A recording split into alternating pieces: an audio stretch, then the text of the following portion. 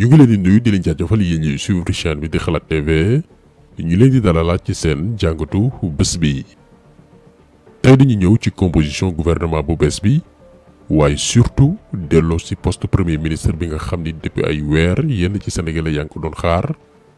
Macky Sall mujj tànn kii di Amadou Ba muy choix bu ñu bari jàpp ni xel mën na ko nangu ndax profilam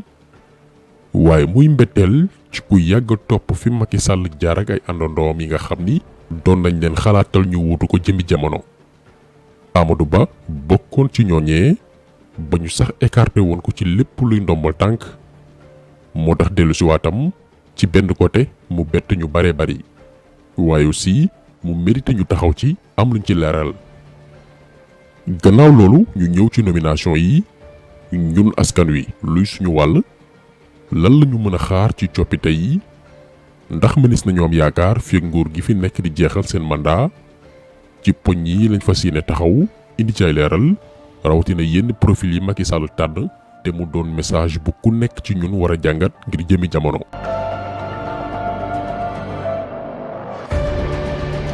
dañ koy dooree ak li jiitu remaniement bi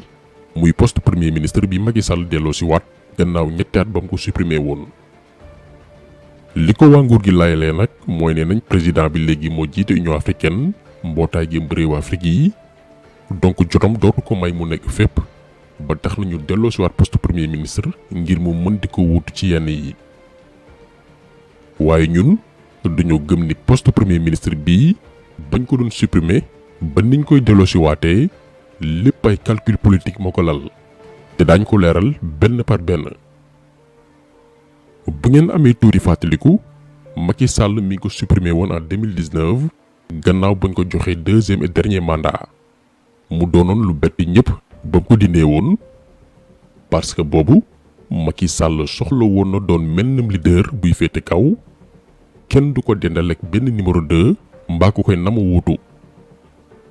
malheureusement nag posture bii Macky Sall adopté woon maanaam man kottu da ko gën a tayle booy xool ci deuxième mandat bi yépp ci xarab ak ŋàññi ndax bu dara xewan benn Boun Abdallah Dionne moo daan génn daan dëkku xasee critique yi ba ñuy far sax di xaw a fàtte tuuti responsabilité Macky Sall mais ba mu supprimer premier ministre léegi lu ñëw ci kawam lay dal directement lépp lu xew moom la Sénégalais di xaar mu génn wax ndax premier ministre amatul. lii Macky Sall da ko sentir bu baax a baax diggante 2019 jàpp 2022 lan moo ko yóbbee ñàkk bëgg numéro 2 bañ ko remplacer. kon delloo si waat poste premier ministre bi ñun dañ ci am beneen gis-gis bu bokkul ak ñi jàpp ni président amatul jot ndax moo jiite Union africaine. Macky depuis ba mu amee deuxième mandat waroon nag jublu ci naka la fiy bàyyee woy wu rafet ndax du bokkaat 2024. constitution bi moo koy aaye dafa sóobu dëgg-dëgg ci ay calcul politique ay pexe ki stratégie loolu yóbbee ko yenn saay ci ay tâtonnement ay làmbaatu. d'ailleurs kaaw Amadou Ba mii rek mu nommé premier ministre exemple la ci na Macky Sall ay pexeem da koy yóbbu parfois muy jiixi jaaxa ci naka ci mbir moomee la ñuy ñëw.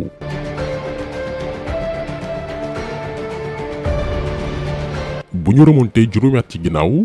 fàttaliku leen ni Amadou Ba bokk na ci membre Benno Bokk Yaakaar yu taxawal base politique bu am doole biir Parcelles Assainies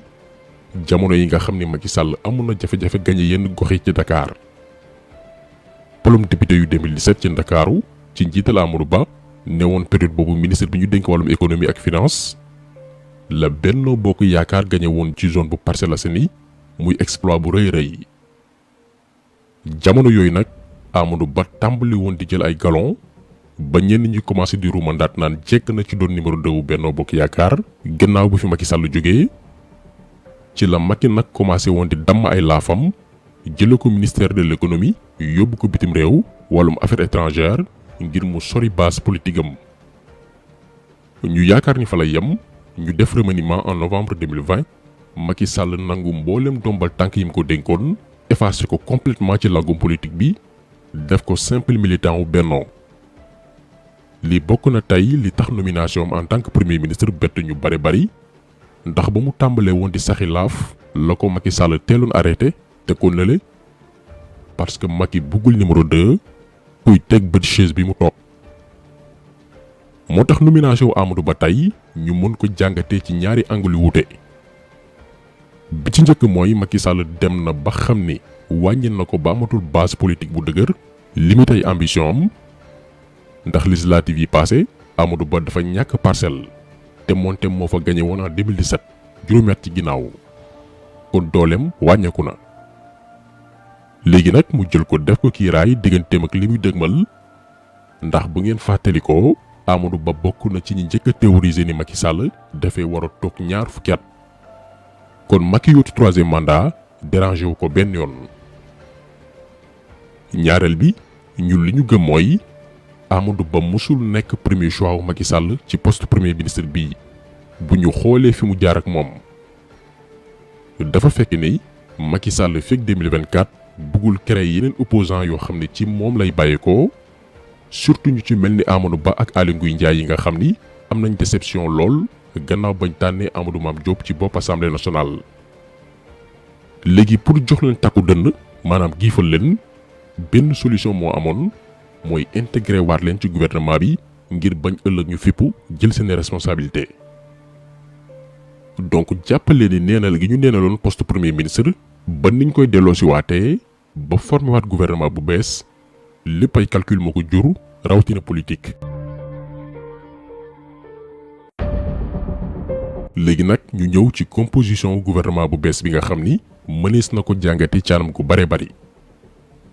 ñun personnellement dafa am yenn ci ministère ak doomi aadama ñu bàyyi woon xel lool ngir mën a natt Macky Sall fan la ñu nar a yóbbu fekk 2024. benn bi mooy ministère de l'intérieur jëruñ gi ñu dénk wàllum bi réew mi ñu gis ni dañoo maintenir Antoine Félix Diome. lii nag ça veut tout dire li muy tekki dafa bari lool. maanaam li fi xew ay fan ci ginnaaw ci jàppale ay opposant ak activiste tuumaa leen terroriste mbaa rebelle raylu ay doomi jàmbur bi ci mujj muy bu François Mancabou njuuj njaaj ñeel wàllum élection te lépp Antoine Diome moo ko doon piloté ca kaw. lii dafa neex Macky Sall ba tax ñu mainteniraat ko ne ko fi nga ko jàpp foofu la bul teggi tànk. waaye mu amaat beneen ministère bu gën a amati solo muy ministère de la justice wàllum yoon. kan la Macky Sall delloosiwaat Ismaïla Madior Fall ñu gën ko xam ci turu tailleur de la république. lu tax baatu tailleur parce que Ismaïla Madior Fall mooy ki nga xam ni yoon mën naa wax ni lii dafa weex moom en tant que professeur de mauvaise foi ci ñeme yàllam ne lii dafa ñuul ba noppi daldi koy layal ak ay loi mbaay interprétation. kii mooy Ismaïla Madior Fall ñeme na suñu borom moom la Macky Sall indiwaat ngir mu delluwaat ci maninam jalgati ak salfaañu yoon. ñu gis tamit ni Macky Sall dafa delloo njukkal yenn ci ay àndandoom yi nga xam ni kenn ki muy Pape Malick Ndour te ñu ràññee ko lool ci réseaux sociaux yi ci créer ay compte Facebook yu bare bari di tuumal ay opposants ak ay activistes di leen créer ay histoire yu garaaw ñu def ko jëriñ gi ñu dénk wàllu ndaw yi. Doudou Ka itam ñu ràññee ko ci ay agression recruter ay nervi fay leen pour ñuy dem di attaquer ay doomi aadama. yaakaar naa bi ci mujj yëg ngeen ko mooy convoi ñu Ousmane Sonko bi Ziguinchor te mu newoon ci ginnaaw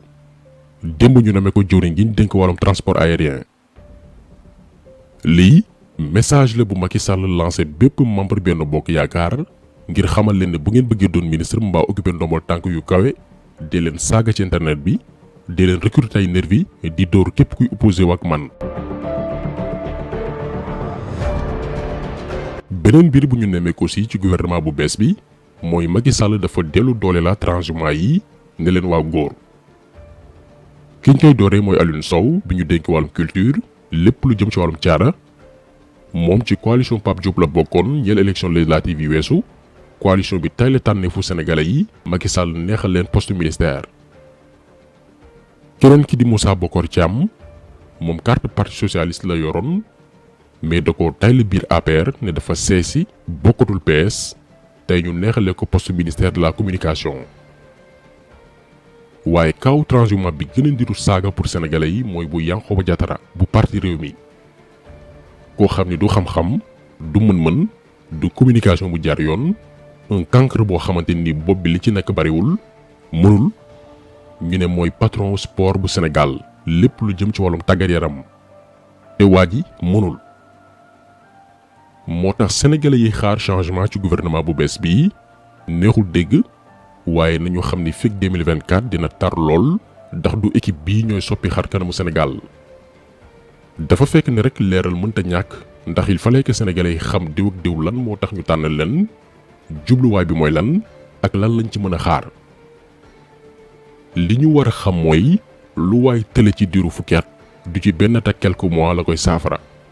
surtout bu dee nomination yi ay mbiru yaama neex la wàllum fayante bor ak na say complot jëmi jamono. buñ doon tënk gouvernement bu bees bii ñetti kàddu yu dong doy na nomination yaama neex fayante bor ak sale boulot. kon taxasolu bi tey loolu woon ñu leen di gërëm di leen jaajëfal di leen di daje incha allah beneen yoon ci beneen jàngat jaa ngeen jëf.